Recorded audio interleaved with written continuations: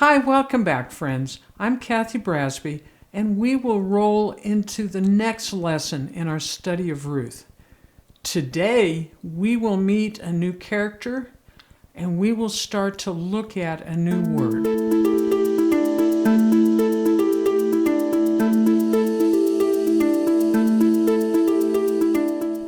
Now, the first chapter of Ruth was kind of heavy. We saw a lot of loss, a lot of disappointment. We follow the story of two women, Naomi and Ruth, who are both shattered by loss. Naomi has lost her husband and her two sons.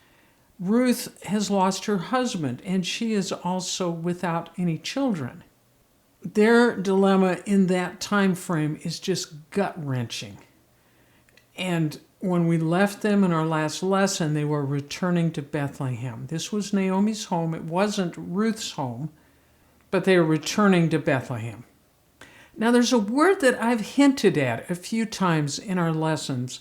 Our word is hesed, and we have no English equivalent to this word. It means much more than one word in our English language means. It means loving kindness and commitment and covenant. It is a costly brand of love that goes far beyond what anyone would expect. And as I've mentioned before, I think the Book of Ruth sort of defines hesed for us. It gives us an illustration of what hesed looks like as people receive from God and as they can share that to one another. As I said in my introduction, we will meet the third character in our story today, and that is Boaz. Now, there was a wealthy and influential man in Bethlehem named Boaz, who was a relative of Naomi's husband, Elimelech. A lot of things to notice in just this first sentence. First of all, this part of our story begins with Naomi. The book of Ruth begins with a certain man, Elimelech, but now the focus has changed, and we are looking at Naomi. However, we are introduced to this man, Boaz, and we are told in one sentence an awful lot about him. He is a man of standing in his community. What in the world does that mean? Even today, if we talk about someone who has standing in their community, we know that they're respected, they're thought well of, they're influential. And we're also told that he is wealthy. This will come into play a little bit later. And we are told that he is a relative of Elimelech. He is of that clan of Elimelech. But once we're introduced to Boaz, then he fades from the picture for a little bit, and the camera, so to speak, veers back to Ruth and Naomi again.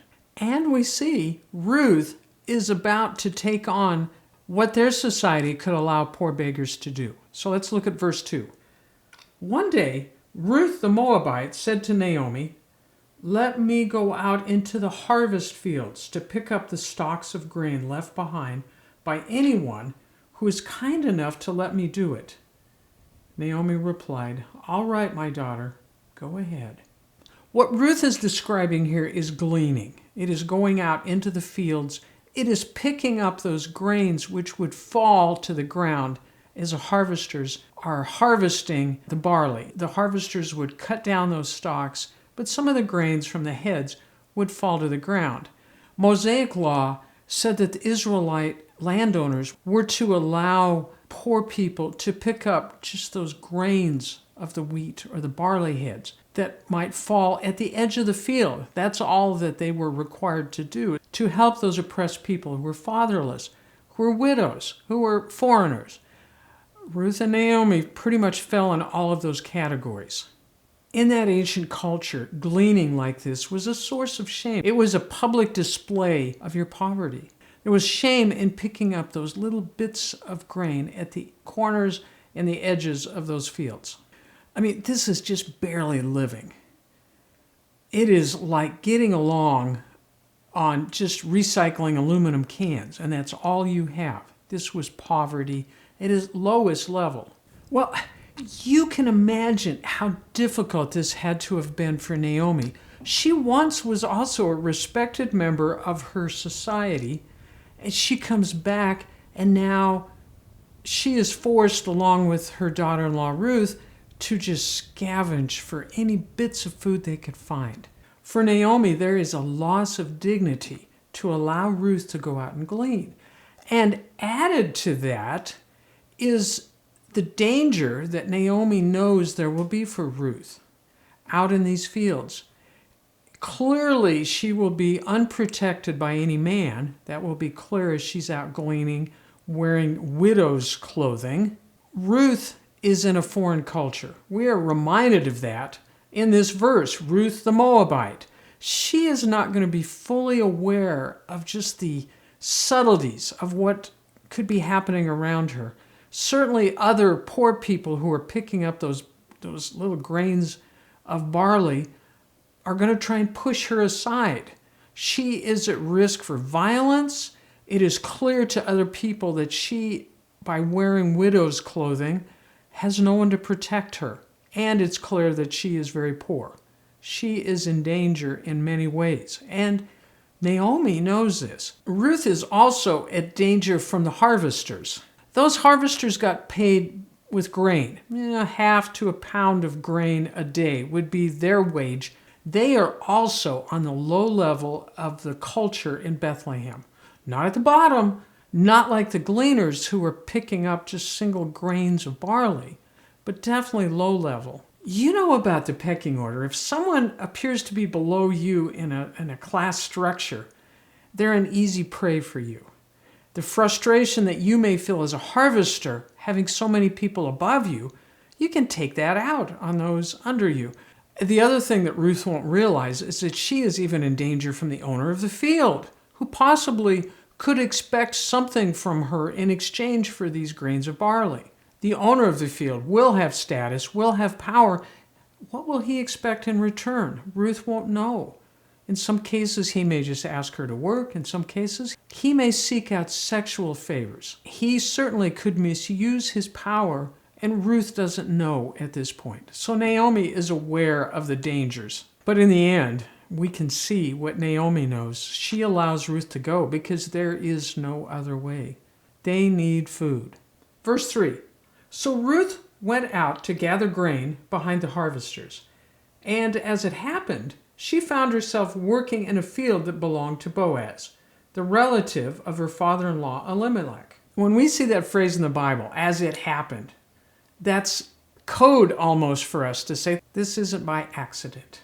We need to see that there's a divine hand at work here. God is guiding Ruth to this field. God is at work behind the scenes, and we just get hints of it. But what we will see as we go through this story is that God is the hero of this story. He's working behind the scenes. But as it happened, Ruth goes to the right field. If you remember at the end of chapter 1, Naomi is convinced that God has forgotten her, that he has turned his back on her, that he no longer loves her. But again, we get the hint. As it happened, God really is working, and things are going to change. Ruth takes initiative, and God guides the happenings. We're going to see more of that as we go through this story. So, verse 4. While she was there, Boaz arrived from Bethlehem and greeted the harvesters. "The Lord be with you," he said. "The Lord bless you," the harvesters replied. In this one verse, we are immediately given clues about Boaz's character. Boaz greets his harvesters. Now remember, they are his social inferiors. And he would be well within his rights to totally ignore them and just be checking up on them to make sure they weren't stealing from him. And notice, he greets them, "The Lord be with you." And they respond, "The Lord bless you." Now, a lot of times harvesters were very seasonal workers. So it's interesting to me that they knew enough about Boaz to have this kind of camaraderie with him. They would receive his blessings. They would also say, "The Lord bless you." These harvesters know him, and they seem to like him. They seem to respect him. There is some kind of a relationship here that you wouldn't expect in that culture between a low-class harvester and the owner of the land. So immediately we see that Boaz is an amazing man of compassion. He seems to honestly care about his own harvesters. So let's continue. In verse 5, then Boaz asked his foreman, "Who is that young woman over there? Who does she belong to?" Now he notices the newcomer. He probably is used to seeing people on the edges of the field and picking up those grains of barley. But he sees someone new out here. Notice he wonders, what family is she a part of? Who does she belong to? Who is her father? Who is her husband? Those kinds of questions. In verse 6, and the foreman replied, "She is the young woman from Moab who came back from Naomi." The foreman first identifies her as a foreigner. She is a young woman from Moab. So he recognizes her as a foreigner, a refugee. And then he connects her with Naomi, a widow. In both cases, we see why she is out there gleaning. She's a foreigner, she's a widow, she's poor. So let's continue in verse 7. She asked me this morning if she could gather grain behind the harvesters. She has been hard at work ever since, except for a few minutes' rest in the shelter. Gleaning then was like dumpster diving today. You wouldn't find a lot. It would be a lot of work for very little return. In addition, out on the edges of the field, as you're picking up those little grains of barley, you'd be competing with other gleaners. So Ruth has a better plan. Are we surprised? Well, Boaz agrees with the foreman. I mean, it's always a conflict for a farmer who wants to do the right thing in those days and help the poor people. How much does he allow these people to glean? How much does he allow them to take from his own harvest? Because he needs the harvest as well. And besides that, this is right after a famine. That makes it an even more difficult choice. Will we have enough food for this year? What if the famine returns? There are always concerns about food after a famine. But Boaz has been told what family Ruth belongs to, and he recognizes that she is a part of Naomi's family and thus a part of his family, which is why he addresses her as my daughter. So now he recognizes his responsibility. She is a part of his family. He endorses what the foreman has done and will go even further. Now, it's important to remember he doesn't need to accept her as part of the family because she is a Moabite. And her husband, who is a part of Boaz's family, is now dead. So she doesn't need to be his responsibility. In part, he recognizes that this young woman is working hard for Naomi, who he accepts as part of his family. And for all we know, he also accepts Ruth just as she is. There's lots of complex issues, but the bottom line is Boaz accepts her and allows her to glean, and he begins to show even further kindness to her. So at this point, he not only allows her to continue to glean in his field, he offers her protection as well. If you remember, he says, "Stay right behind the young women in my field." That's protection. He keeps her away from the young men who perhaps could try to take advantage of her. And one last little bit before we move on. When he calls her his daughter, that gives us an idea of his age. He is more likely to be Naomi's age than close to Ruth's age. So let's continue in verse 9 as Boaz continues to talk with Ruth. "See which part of the field they are harvesting and then follow them. I have warned the young men not to treat you roughly. And when you are thirsty, help yourself to the water they have drawn from the well." This continues to be more and more amazing. Remember, Ruth is on that lowest status level in that culture. She has no value. And here is Boaz, who has high status, highly regarded in his culture, protecting her, allowing her to glean beyond what the law requires. And now he says, "Oh yeah, if you get thirsty, go have some of our water as well." This is pretty amazing. It would be unexpected in that culture for him to be this generous. But we shouldn't be surprised because we already had a hint about Boaz's kindness in the way he greeted his harvesters and in the way the foreman talked to him. He is obviously a man of great kindness and generosity. So we'll continue in verse 10. Ruth fell at his feet and thanked him warmly. "What have I done to deserve such kindness?" she asked. "I am only a foreigner."